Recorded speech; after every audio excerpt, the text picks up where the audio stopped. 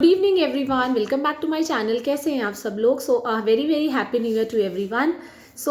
जिस वैकेंसीज़ का हम इतना बेसब्री से वेट कर रहे थे फ्रॉम DSSB, वो आखिर रिलीज़ हो ही गई है। जैसा कि हमारी दिल्ली गवर्नमेंट ने, हमारे लेफ्टिनेंट गवर्नर ने हमसे प्रॉमिस किया था कि हमें 20,000 वैकेंसीज़ देखने को मिलेंगी in Delhi government for all post, चाहे टीचिंग की बात करें चाहे नॉन टीचिंग की बात करें। तो इट वाज डिसाइडेड कि टोटल 20,000 वैकेंसीज आएंगी एंड उनमें से शुरुआत जो है ऑलरेडी हो चुकी है with teaching vacancies and PGTs post. तो आप होपफुली आप लोगों ने वो नोटिफिकेशन, PGT वालों ने तो आराम से अच्छे से पढ़ ही लिया होगा।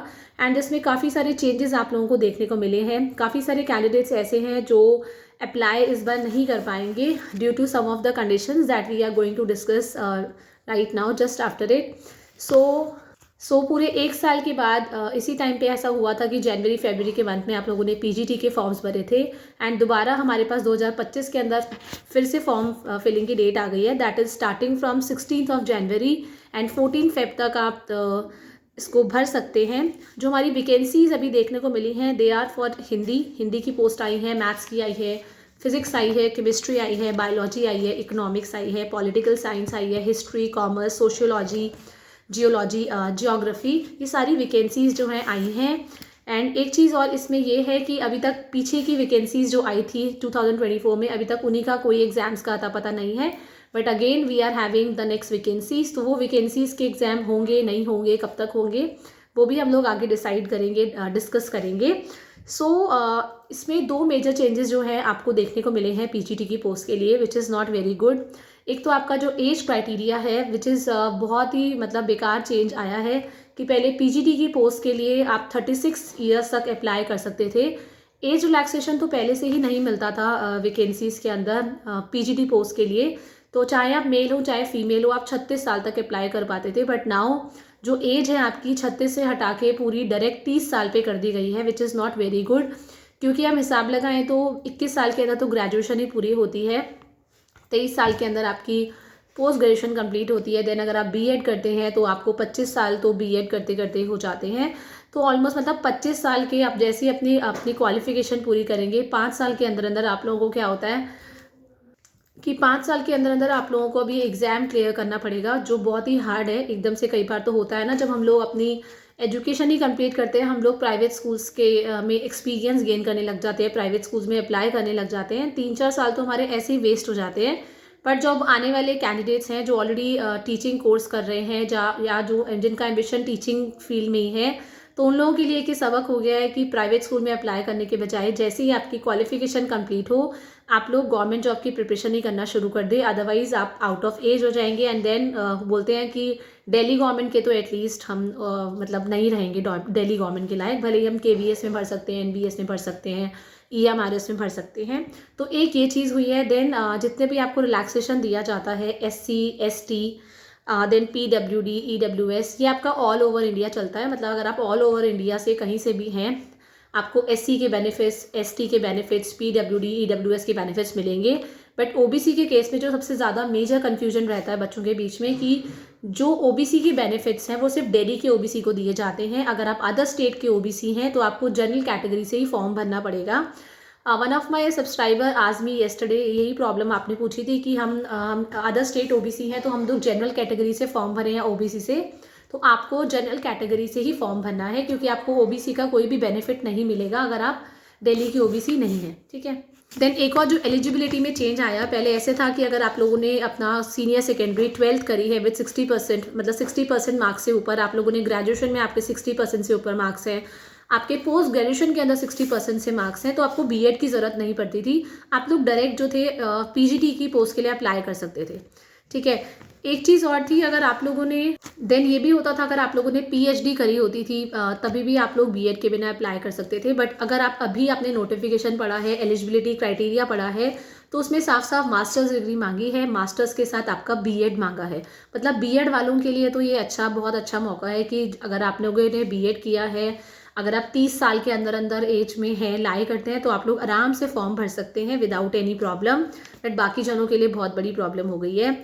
नेक्स्ट आपका पे लेवल आप लोगों ने देख लिया होगा, इसका 8th पे लेवल है, इसका पे बैंड जो है 8 है, दैट इज़ 47,600 से लेके 1,51,000 तक की सैलरी रहेगी। एज आपकी 30 साल है। कोई भी एज रिलैक्सेशन मेल फीमेल के लिए कुछ भी नहीं है। एंड एग्ज़ाम पैटर्न ये पहला ही है, थोड़ा बहुत इसमें चेंजेस ही रहते हैं। 300 मार्क्स का आपका पीजीटी का एग्ज़ाम होगा, जिसमें 100 नंबर आपका जनरल पेपर होगा, 200 नंबर पूरा सब्जेक्ट से रिलेटेड होगा। जो पहला सेक्शन 1 आप अटेंड करेंगे वो आपका पता है आपको 100 नंबर का होता है। 100 नंबर में से 20 मार्क्स की आपकी जनरल अवेयरनेस हो गई, 20 मार्क्स की आपकी हिंदी, 20 मार्क्स की इंग्लिश, 20 मार्क्स की रीजनिंग एंड 20 मार्क्स की maths, which is same for everything. मतलब एवरी पोस्ट, मतलब पीजीटी, पीआरटी, टीजीटी, आपका जो सेक्शन ही होता है इट इज़ सेम। ये आपको करना ही करना है, जनरल पेपर जैसे करते हैं हम। एंड अगर हम लोग सब्जेक्ट स्पेसिफिक की बात करते हैं तो वो 200 मार्क्स का आएगा। एंड नेगेटिव मार्किंग इसमें भी होगी, 0.25 आपके एवरी रॉन्ग आंसर्स पे कट हो जाएंगे। And you will get only 35 seconds to attempt one question. अगर एक क्वेश्चन की बात करें तो हार्डली अगर आप एवरेज निकालें तो 34 से 35 सेकेंड्स आपको एक क्वेश्चन को अटेम्प्ट करने के लिए मिलते हैं। देन ऑनलाइन मोड में आपका एग्जाम होगा जैसे कि होता है। एंड 300 क्वेश्चंस आपको 3 घंटे में, मतलब 3 घंटे में करने पड़ेंगे। 1 घंटे में 60 मिनट हो गए तो हमारा 180, मतलब 180 मिनट में आपको 300 क्वेश्चंस करने होंगे। सो अब अगर इस पोस्ट के लिए आप लोग तैयारी कर रहे हैं, इस बार तो DSSB ने सिलेबस अपना निकाला ही था, इस बार भी होपफुली निकलेगा, वो सेम ही रहेगा। सो आप लोग अपनी जो पढ़ाई शुरू करेंगे क्लास 6 की NCERT से स्टार्ट करेंगे। चाहे आप किसी भी सब्जेक्ट की तैयारी कर रहे हैं, एंटायर ग्रेजुएशन लेवल आप लोगों को करनी ही पड़ेगी। आई नो कि हमें पीजीटी में 11-12 क्लासेस पढ़ानी होती है तो हमें 12 तक का ही आना चाहिए, but I don't know why कि ग्रेजुएशन लेवल और पोस्ट ग्रेजुएशन लेवल के क्वेश्चंस क्यों किए जाते हैं पीजीटी की पोस्ट के लिए, जबकि हमें पीजीटी के अंदर हमें कोई कॉलेज, हमें कोई लेक्चरर नहीं बनना है।